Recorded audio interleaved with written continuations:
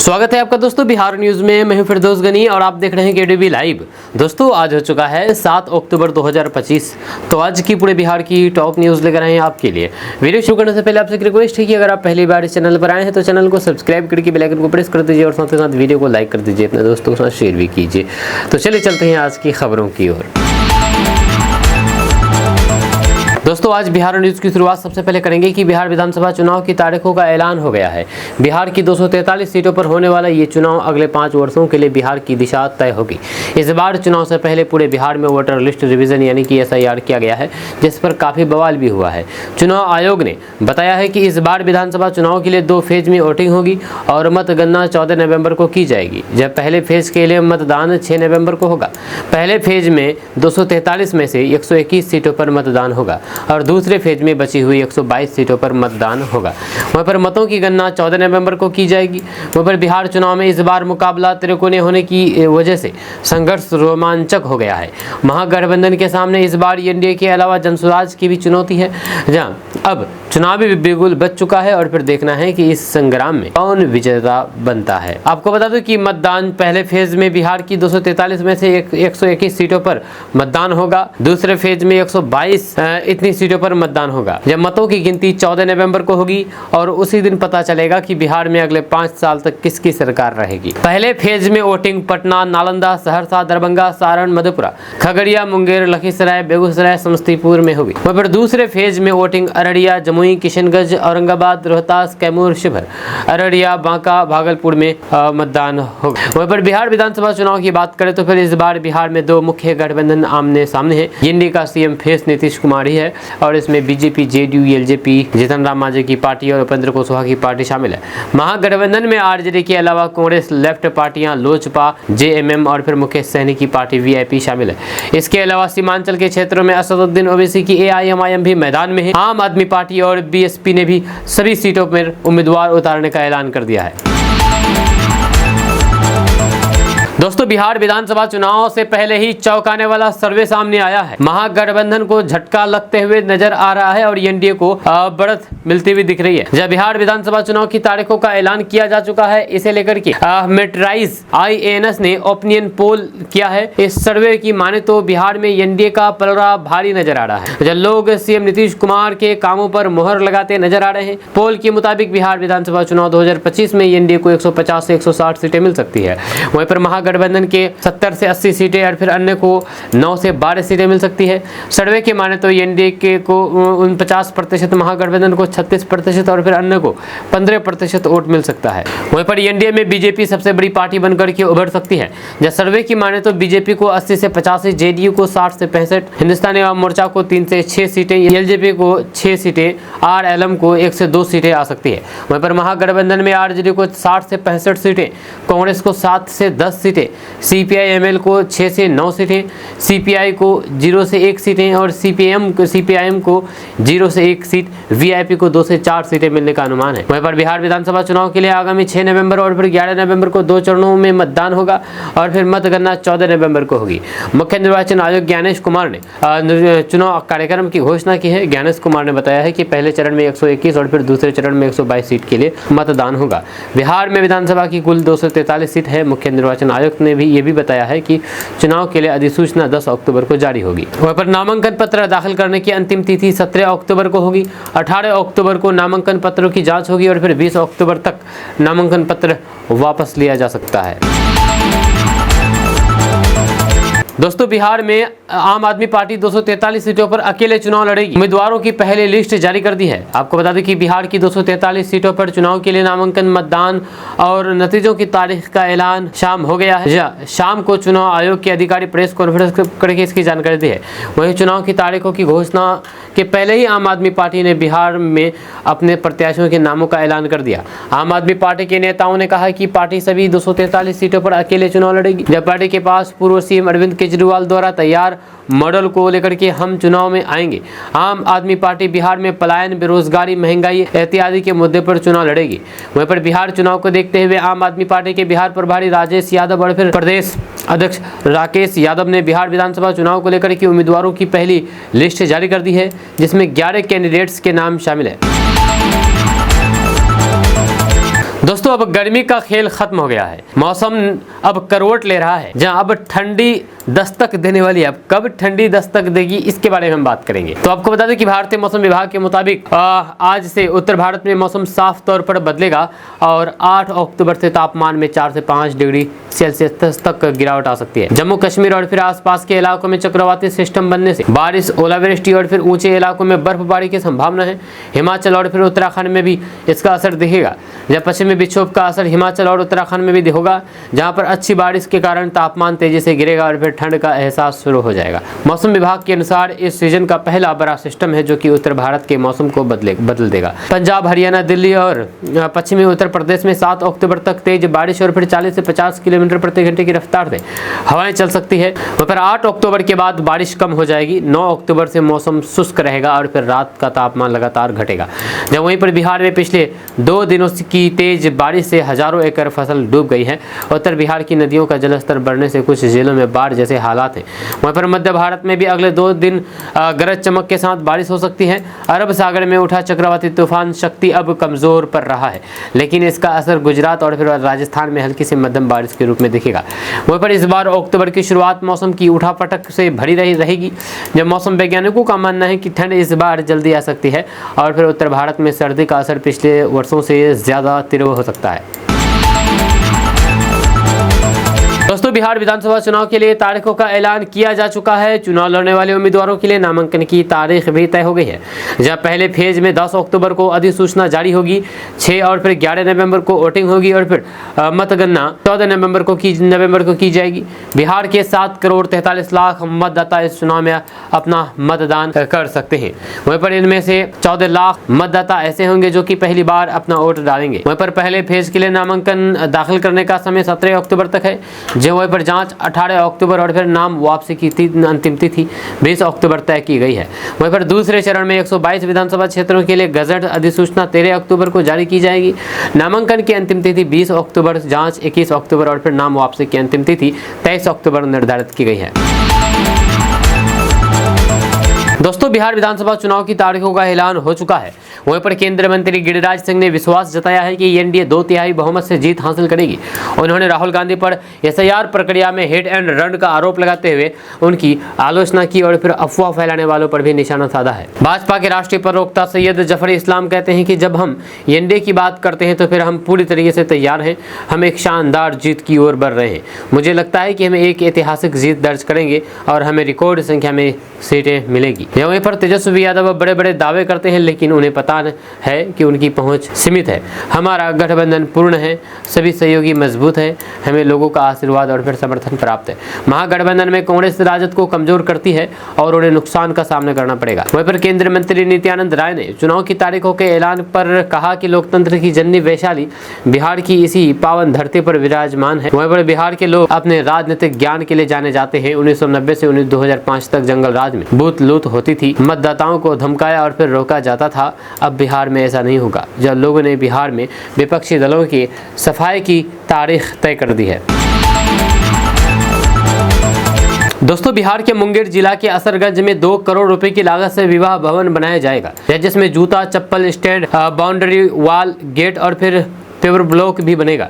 इस बात की जानकारी बिहार के डिप्टी सीएम सम्राट चौधरी ने मीडिया को दी है। बिहार के डिप्टी सीएम सम्राट चौधरी ने बताया है कि बिहार के मुंगेर जिला की असरगंज नगर पंचायत क्षेत्र में नागरिक सुविधाओं के सुदृढ़ीकरण के लिए कुल 2 करोड़ रुपए की योजनाओं को मंजूरी मिल गई है। ये योजना के अंतर्गत विवाह भवन, जूता चप्पल स्टैंड, बाउंड्री वॉल, गेट तथा पेवर ब्लॉक का निर्माण कराया जाएगा। उप मुख्यमंत्री ने स्पष्ट किया है कि योजना का क्रियान्वयन नगर पंचायत असरगंज और मुंगेर द्वारा ई टेंडरिंग प्रक्रिया से कराया जाएगा। वहीं पर परियोजना की गुणवत्ता, समयबद्धता और फिर पारदर्शिता सुनिश्चित करने के लिए जिला पदाधिकारी द्वारा पर्यवेक्षण और फिर निर्देशन समय समय पर किया जाएगा।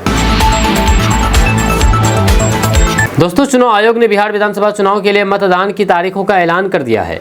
बिहार में 6 नवंबर और 11 नवंबर को 2 चरणों में वोटिंग होगी, जबकि नतीजे 14 नवंबर को घोषित किए जाएंगे।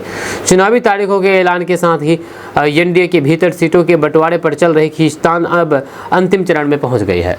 जब महीनों की चर्चा के बाद सूत्रों के हवाले से एनडीए ने एक नया और संतुलित फॉर्मूला पेश किया है, जिस पर केंद्रीय नेतृत्व ने लगभग सहमति बना ली है। इस फॉर्मूले में जेडीयू, बीजेपी ने लगभग बराबरी की हिस्सेदारी ली है, जो कि गठबंधन की एकजुटता को मजबूत करता है और उसे पूरी ताकत के साथ चुनाव रण में उतरने का रास्ता साफ करता है। वहीं पर जेडीयू 101 सीटें, बीजेपी 100 सीटें, लोक जनशक्ति पार्टी रामविलास 26 सीटें, 1 राज्यसभा सीट। वहीं पर हिंदुस्तानी अवाम मोर्चा 8 सीट, वहीं पर आरएलएम यानी कि राष्ट्रीय लोक मोर्चा 8 सीटों पर चुनाव लड़ेंगे।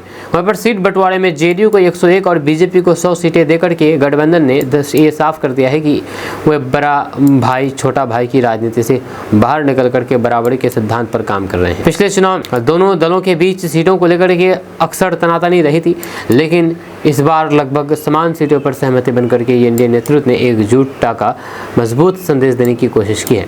यह कदम नीतीश कुमार के कद और फिर बीजेपी की राष्ट्रीय रणनीति दोनों को संतुष्ट करता है।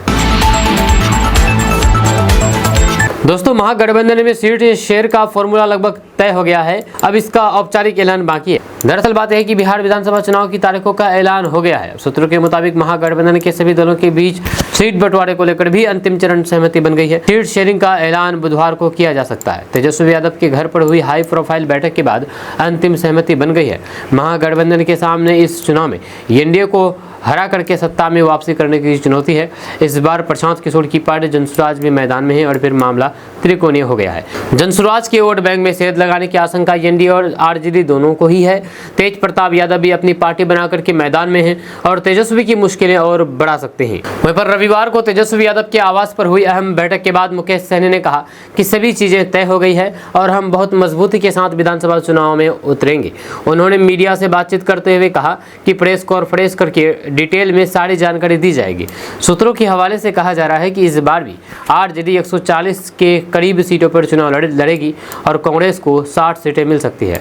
बची हुई 243 सीटों में ही लेफ्ट, जेएमएम समेत दूसरी छोटी पार्टियों को निपटाया जाएगा। वहीं पर 2020 के विधानसभा चुनाव की बात करें तो फिर राजद ने 144 सीटों पर चुनाव लड़ा था और 75 पर जीत हासिल की थी। कांग्रेस ने 70 सीटों पर चुनाव लड़ा था लेकिन सिर्फ 19 पर ही जीत हासिल की। वहाँ पर बहुत से राजनीतिक विश्लेषकों का मानना है कि कांग्रेस के खराब स्ट्राइक रेट की वजह से महागठबंधन मामूली अंतर से बहुत बहुमत से दूर हो गई थी। वाम दलों में सीपीआई-एमएल ने 19 सीटों पर चुनाव लड़ा था और 12 पर जीत हासिल की थी। वहीं पर सीपीएम ने 4 में से 2 और फिर सीपीआई ने 6 में से 2 सीटें जीती थी। वहीं पर इस बार 3 और पार्टियां भी महागठबंधन में शामिल हुई है। इसमें मुकेश सहनी की विकासशील इंसान पार्टी, जेएमएम और चिराग के चाचा पशुपति कुमार पारस के नेतृत्व वाली एलजेपी है। इन सभी पार्टियों को समायोजित करना बड़ी चुनौती है। वहीं पर बिहार विधानसभा चुनाव में इस बार मुकाबला त्रिकोणीय ही माना जा रहा है। एनडीए में बीजेपी, जेडीयू, एलजेपी, रामविलास, उसके बाद हिंदुस्तानी अवाम मोर्चा और उपेंद्र कुशवाहा की पार्टी है और फिर महागठबंधन में आरजेडी, कांग्रेस, लेफ्ट पार्टियां, मुकेश सहनी, एलजेपी, जेएमएम के अलावा जनसुराज भी मैदान में है अलग। इसके अलावा सीमांचल के मुस्लिम बहुल क्षेत्र में असदुद्दीन ओवैसी भी मैदान में है। आम आदमी पार्टी और फिर बीएसपी ने भी अपने उम्मीदवारों को उतारने का ऐलान कर दिया है। कुल मिलाकर के बिहार विधानसभा चुनाव इस बार काफी रोमांचक रहने वाला है। सीमांचल में ओवैसी फैक्टर पर नजर रहेगी तो फिर जनसुराज के उम्मीदवार कहां किसका वोट काटेगा, इसका स्पष्ट आकलन चुनाव नतीजे के बाद ही किया जा सकेगा। दोस्तों, बिहार विधानसभा चुनाव की तारीखों घोषित होने पर तेजस्वी यादव ने प्रतिक्रिया देते हुए कहा कि आज केवल चुनाव की तारीखों की घोषणा नहीं हुई बल्कि बिहार के उत्सव की शुरुआत हुई है।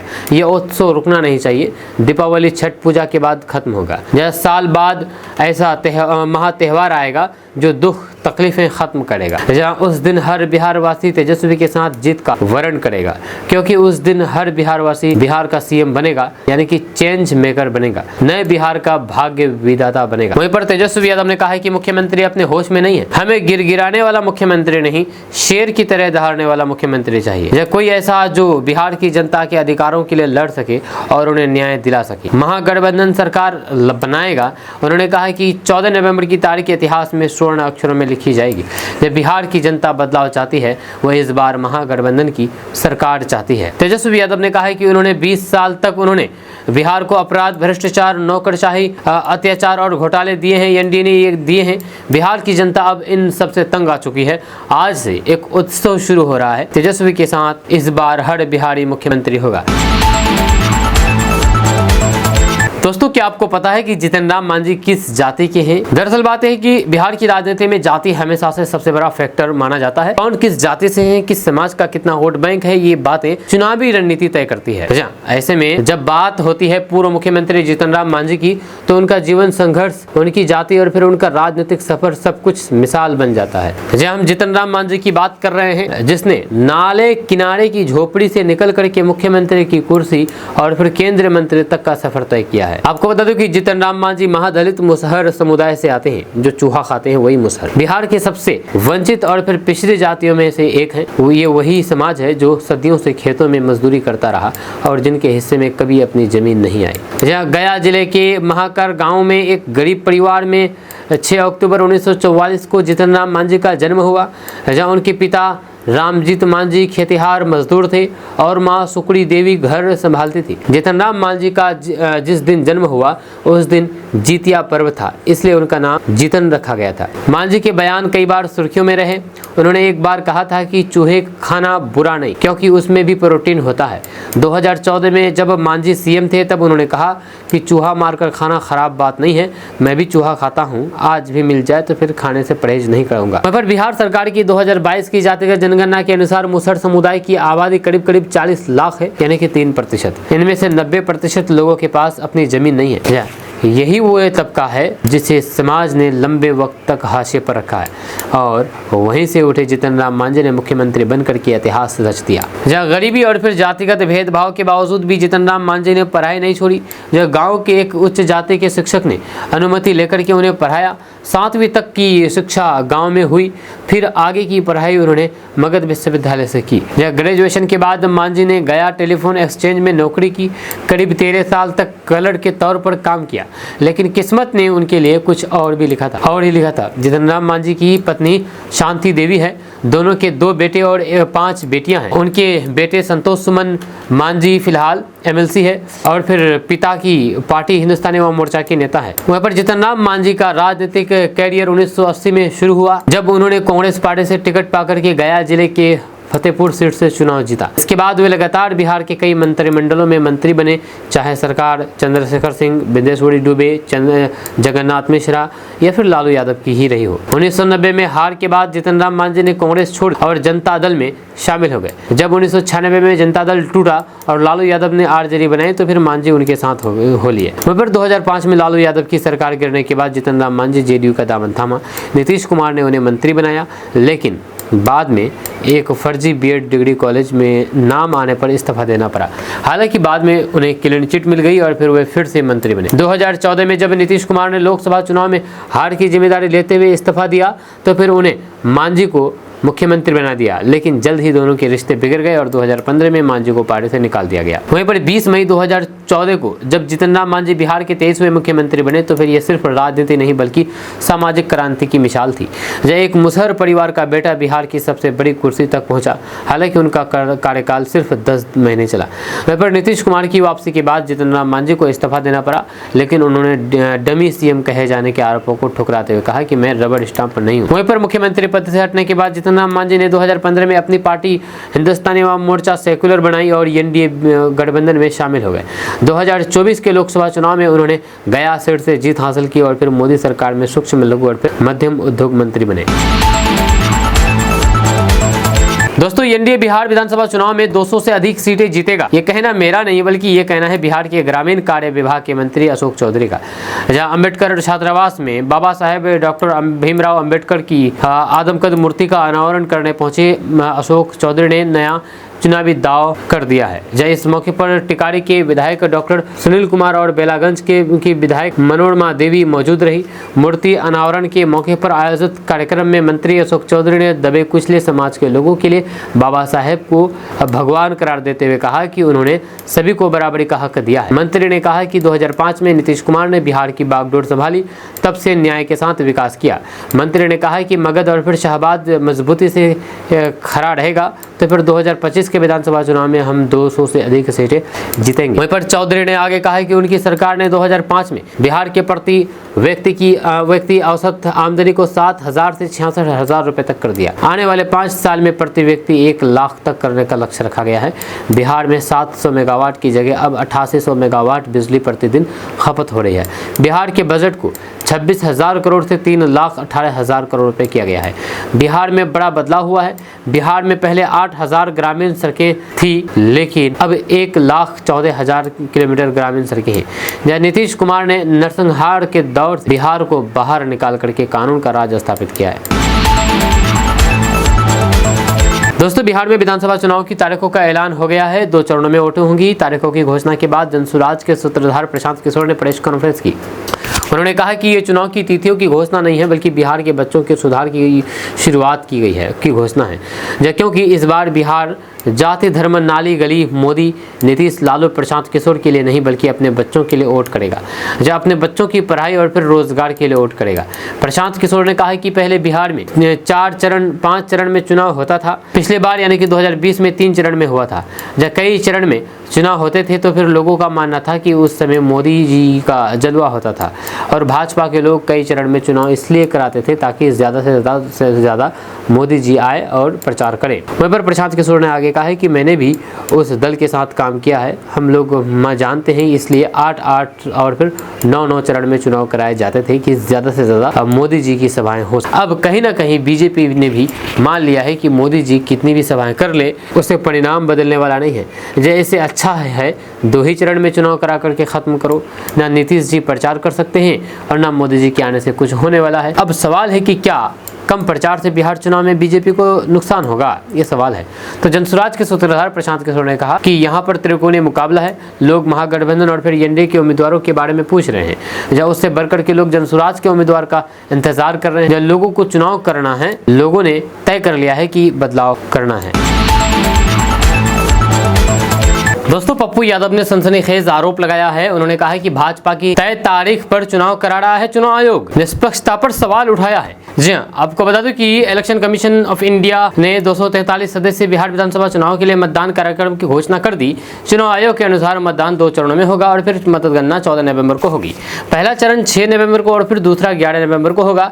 चुनाव आयोग ने बताया है कि पहले चरण में 121 सीटों पर और फिर दूसरे चरण में 122 सीटों पर मतदान होगा। वहाँ पर हालांकि इसको लेकर के पूर्णिया से निर्दलीय सांसद पप्पू यादव ने चुनाव आयोग और भाजपा के बीच सांठगांठ का आरोप लगाया है। जी हाँ, लोकतंत्र। पप्पू यादव ने एक्स पर लिखा है कि इतना बेशर्म तो कभी चुनाव आयोग नहीं रहा। बीजेपी कार्यालय से चुनाव कार्यक्रम भेजा, ज्ञानेश जी ने पर दिया। उन्होंने कहा है कि बिहार का बच्चा जानता था अधूरा मेट्रो के उद्घाटन होते ही डेट घोषित हो जाएंगे। चुनाव आयोग ने पूरी बेशर्मी दिखाई, निष्पक्ष होने का भ्रम भी नहीं रहने दिया। जब पहले चरण के लिए नामांकन दाखिल करने की अंतिम तिथि 17 अक्टूबर है, जबकि जांच 18 अक्टूबर को होगी। जब पहले चरण के चुनाव के लिए नाम वापसी लेने की अंतिम तिथि 20 अक्टूबर है, इसी प्रकार दूसरे चरण के लिए नामांकन दाखिल करने की अंतिम तिथि 20 अक्टूबर है, जबकि जांच 21 अक्टूबर को होगी। पहले चरण के चुनाव के लिए नाम वापसी लेने की अंतिम तिथि 23 अक्टूबर है। दोस्तों, मुख्यमंत्री महिला रोजगार योजना के लिए तीसरी किस्त जारी कर दी गई है। जीविका दीदियों में उत्साह की लहर देखी जा रही है।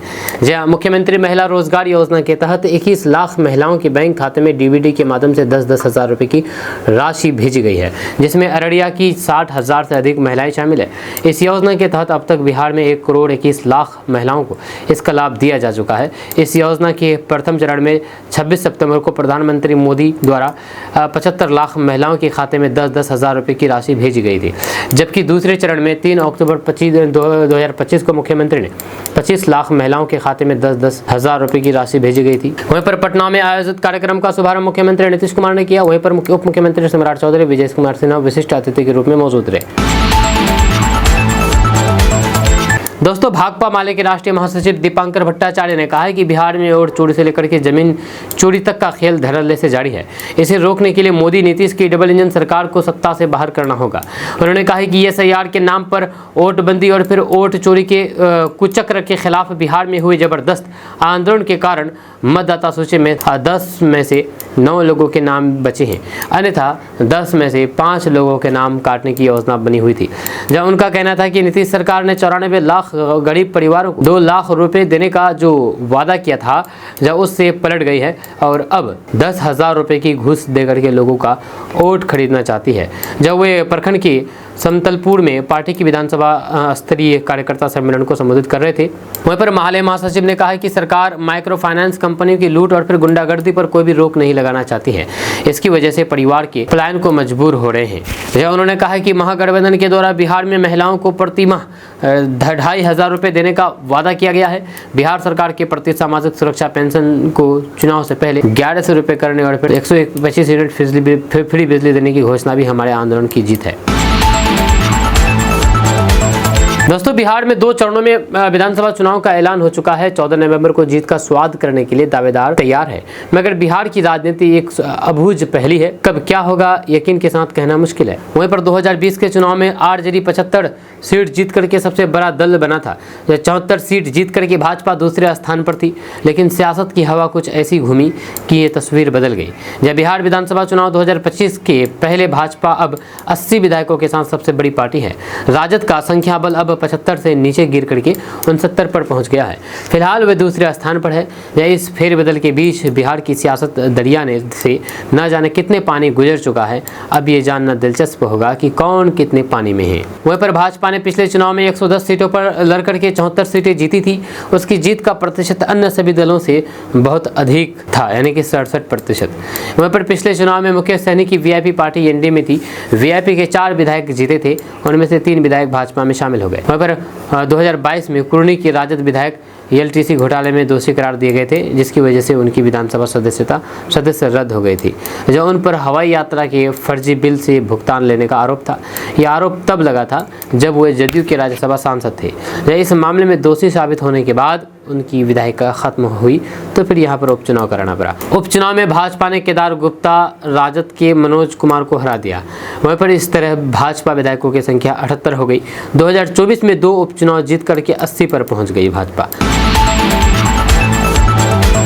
दोस्तों, बिहार विधानसभा चुनाव को लेकर के महागठबंधन में सीट शेयरिंग का पैटर्न भले ही घोषित नहीं किया गया हो, पर विकासशील इंसान पार्टी यानी कि वीआईपी के अध्यक्ष मुकेश सहनी आत्मविश्वास से लबरेज दिख रहे हैं। जहां डिप्टी सीएम तेजस्वी यादव के आवास पर महागठबंधन की मीटिंग के बाद मुकेश सहनी का कॉन्फिडेंस और भी हाई दिखा। उन्होंने बताया है कि इस बार बिहार में उनकी गठबंधन की सरकार बनेगी और फिर वे डिप्टी सीएम बनेंगे। ये दावा वे पहले से भी करते आ रहे हैं, पर रविवार को चेहरे पर मुस्कान और आवाज में दम दिखा। तेजस्वी यादव के सरकारी आवास पर रविवार की शाम 6 बजे बुलाई गई महागठबंधन की बैठक 3 घंटे तक चली, जिसमें राजद, कांग्रेस, वाम दल और फिर वीआईपी के प्रतिनिधि शामिल हुए। हालांकि राहुल गांधी अभी विदेश दौरे पर हैं। मुकेश सहनी जब बाहर निकले तो फिर चेहरे पर चमक थी। पत्रकारों ने महागठबंधन में उनके चुनावी भविष्य पर सवाल किया तो उन्होंने कहा कि इसमें भी कोई भी कहने वाली बात है क्या भाई? हम हैं जहाँ शुभ बोलो यार। राज्य में हमारी सरकार बनेगी और फिर हम डिप्टी सीएम भी बनेंगे। ये कहते हुए उनके अंदर काफ़ी आत्मविश्वास दिखा। वहीं पर मुकेश सहनी ने यह भी बताया है कि सब कुछ फाइनल हो गया है, कोई भी बात नहीं है। अगले 2-3 दिनों में इसका ऐलान कर दिया जाएगा। उन्होंने कहा है कि हमारे प्रेस कॉन्फ्रेंस में आप लोगों को सब बताया जाएगा, तो फिर ब्रेकिंग न्यूज़ चलाइएगा। उन्होंने वीआईपी की सीटों की संख्या के सवाल को टाल दिया है। उन्होंने कहा कि सब बता दिया जाएगा। वीआईपी पहले ही 60 सीटों की मांग कर चुकी है। सूत्रों के अनुसार बैठक में तय हुआ है कि राजद और कांग्रेस अपने कोटे की सीटों से वीआईपी को एडजस्ट करेंगे। हालांकि मुकेश सहनी भले ही खुद से ऐलान करते हो, पर राजद या फिर कांग्रेस की ओर से इसकी पुष्टि नहीं की गई है। राजद नेता अब्दुल बारी सिद्दीकी और फिर कांग्रेस विधायक अजय शर्मा ने कहा है कि चुनाव परिणाम आने पर ही ये सब तय किया जाएगा। दोस्तों, बिहार के सीएम की दौड़ में कौन सबसे आगे है? नीतीश, तेजस्वी या फिर प्रशांत किशोर? दरअसल बात यह है कि बिहार में इस साल होने वाले विधानसभा चुनाव नजदीक आ रहे हैं। चुनाव से पहले लोगों के मन में एक सवाल उठ रहा है कि इस बार मुख्यमंत्री कौन होगा। चुनाव आयोग बिहार चुनाव की तारीख को घोषणा कर दी है। इस बीच एक ओपिनियन पोल सामने आई है जिसमें बताया गया है कि आखिर बिहार का सीएम कौन होगा। इस सर्वे के अनुसार जनसुराज के नेता प्रशांत किशोर मुख्यमंत्री पद के लिए दूसरे स्थान पर है, जहां युवा मतदाताओं पर तेजस्वी की मजबूत पकड़ है। वहाँ पर सी वोटर ने हाल ही में 2 अक्टूबर को बिहार चुनाव के लिए एक सर्वे किया। सर्वे के अनुसार तेजस्वी यादव मुख्यमंत्री पद के लिए सबसे पसंदीदा उम्मीदवार रहे हैं।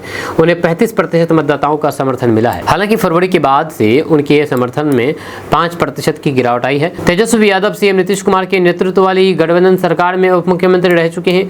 जब राजद के वफादारों और फिर युवा मतदाताओं के बीच उनकी लोकप्रियता अभी भी मजबूत है। जब वहीं पर इस बीच राजनीतिक रणनीतिकार से नेता बने प्रशांत किशोर की लोकप्रियता आसमान छू रही है।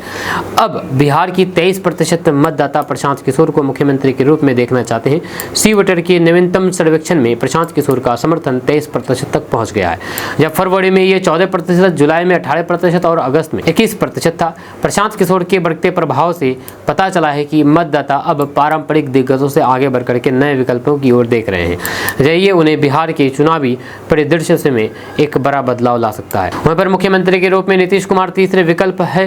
सर्वेक्षण के अनुसार वर्तमान मुख्यमंत्री नीतीश कुमार का समर्थन कम होता दिख रहा है और फिर वे मुख्यमंत्री पद की दौड़ में तीसरे स्थान पर हैं।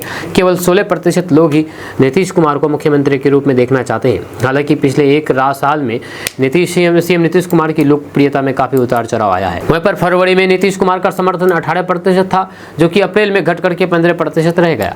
जून की शुरुआत में ये फिर बढ़ करके 18% हो गया। अगस्त के मध्य में ये गिर करके 14% पर आ गया और सितंबर के अंत में थोड़ा बढ़ करके 16% पर हो गया।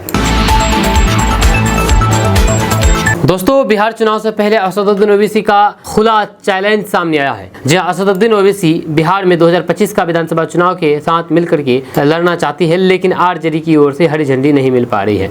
इस क्रम में असदुद्दीन ओवैसी ने दरभंगा में आयोजित एक रैली में तेजस्वी यादव और आरजेडी पर जमकर के हमला बोला। सांसद असदुद्दीन ओवैसी ने कहा है कि तेजस्वी यादव ने कहा था कि उन्हें नहीं, उनके पिताजी को लेटर आया होगा। जब हमको नहीं आया है तो फिर हमने कहा कि इनको भी लेटर लिखिए। अख्तरुल ईमान ने पत्र लिखा और फिर ढोल बजा करके घर पर जाकर के लेटर दिया कि कान खोल करके सुन लो कि हम दे रहे हैं। वहीं पर असदुद्दीन ओवैसी ने आगे कहा है कि अख्तरुल ईमान ने पत्र में क्या लिखा कि हमको 6 सीटें दो, ये भी लिख करके दिया है कि आप तेजस्वी मुख्यमंत्री बनते हैं तो फिर हमको मंत्री नहीं चाहिए, आप खुद फैसला कर लीजिए कि इसमें मेरा क्या फायदा है। वहीं पर आरजेडी पर हमला करते हुए एआईएमआईएम के राष्ट्रीय अध्यक्ष असदुद्दीन ओवैसी ने कहा कि हम में और फिर उनमें से उनमें एक ही फ़र्क है। हम कह रहे हैं कि हमको ये चाहिए, लेकिन उसके बाद भी वे ये बात करने के लिए तैयार नहीं है। तो फिर बिहार की जनता को मालूम हो गया है कि कौन मोदी नीतीश की सरकार दोबारा बनने से रोकना चाहते हैं और फिर कौन लाना चाहता है।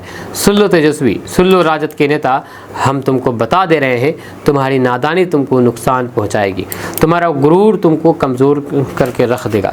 तुम समझ रहे हो कि तुम सब कुछ कर लोगे, नहीं कर सकती। तुमको अगर बिहार में बीजेपी को रोकना है, बिहार में दोबारा बीजेपी और फिर नीतीश कुमार की सरकार को रोकना है, तो फिर तुमको ओवैसी और फिर अख्तरुल ईमान का हाथ पकड़ना होगा। ये कहना है सांसद असदुद्दीन ओवैसी का। दोस्तों, चुनाव की तारीखों का ऐलान के होने के साथ ही अमित शाह ने बड़ी बात कह दी है। दरअसल बात है, बिहार विधानसभा चुनाव की तारीखों का ऐलान हो गया है। विधानसभा चुनाव के 2 फेज में होंगे, यानी कि 9 और 11 नवंबर को होगी। जब वहीं पर मतगणना 14 नवंबर को होगी। वोटिंग की तारीख का ऐलान होने के बाद राजनेताओं की प्रतिक्रिया सामने आने लगी है। केंद्रीय गृह मंत्री अमित शाह ने एक्स पर लिखा कि चुनाव आयोग ने बिहार विधानसभा चुनाव की घोषणा कर दी है। लोकतंत्र के इस महापर्व के लिए समस्त बिहार वासियों को बधाई। वहीं पर मोदी जी के नेतृत्व में एनडीए सरकार ने बिहार को जंगल राज से निकाल करके विकास और फिर सुशासन की नई दिशा दी है। आज बिहार गरीब कल्याण के साथ इंफ्रास्ट्रक्चर, स्वास्थ्य और फिर शिक्षा, हर क्षेत्र में ऐतिहासिक बदलाव का साक्षी बन रहा है। मुझे पूर्ण विश्वास है कि बिहार की जनता इस बार भी विकास की राजनीति को चुनेंगी।